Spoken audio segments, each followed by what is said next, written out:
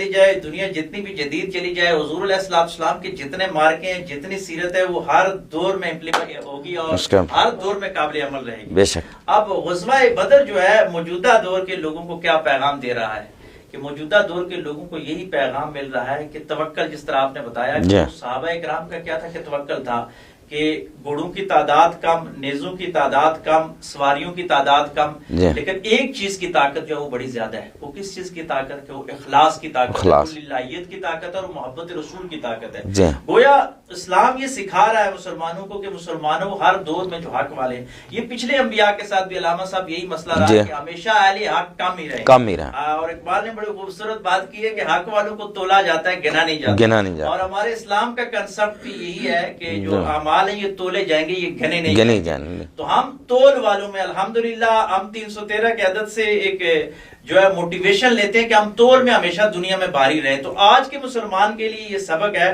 کہ آپ کے پاس اگر خلوص ہے، آپ کے پاس للہیت ہے، آپ کے پاس محبت رسول ہے اور آپ کا نظریہ آپ سمجھتے ہیں کہ 100% ٹھیک ہے، تو پھر دنیا کی مادی طاقتوں کی، ان کی مادی طاقت سے نہ گھبرائیے، ان کی نئی نئی ایجادات سے نہ گھبرائیے. میں اکثر لوگوں کو کہا کرتا ہوں کہ لوگ کہتے ہیں جی فلاں ملک نے یہ ایجاد کر لیا. میں نے کہا یہ سب ہمارے لیے، کیونکہ ہم اللہ کا جو خلیفہ انسان بنایا گیا اور اس خلیفے کی جو معراج ہے وہ حضور علیہ السلام کی امت ہے. ہم نے اللہ کا نظام پوری دنیا پہ فائنل ورژن جو الہام کا ہے وہ ہمارے پاس ہے. یہ جتنی ایجادات ہو رہی ہیں یہ ہمارے لیے. ہم کسی وقت بھی اپنی اخلاقی تطہیر کے ذریعے یا اپنی جہادی طاقت کے ذریعے ان طاقتوں کو حاصل کر کے دنیا کو ایک فلاح کی طرف لے کے جا سکتے ہیں. تو آج کے دور کے انسان کے لیے ایک یہ بات بھی ہے کہ موجودہ دور میں جو لوگ مایوس ہو رہے ہیں، ڈپریشن، انزائٹی کی طرف اجتماعی طور پہ مسلمان جا رہے ہیں، بالخصوص جو غزہ کے معاملات ہوئے یا باقی معاملات میں، تو اس میں لوگوں کو یہ دیکھنا چاہیے کہ غزوہ بدر میں بھی ایسے معاملات تھے اور اس سے پہلے مکی دور میں بھی ایسا تھا،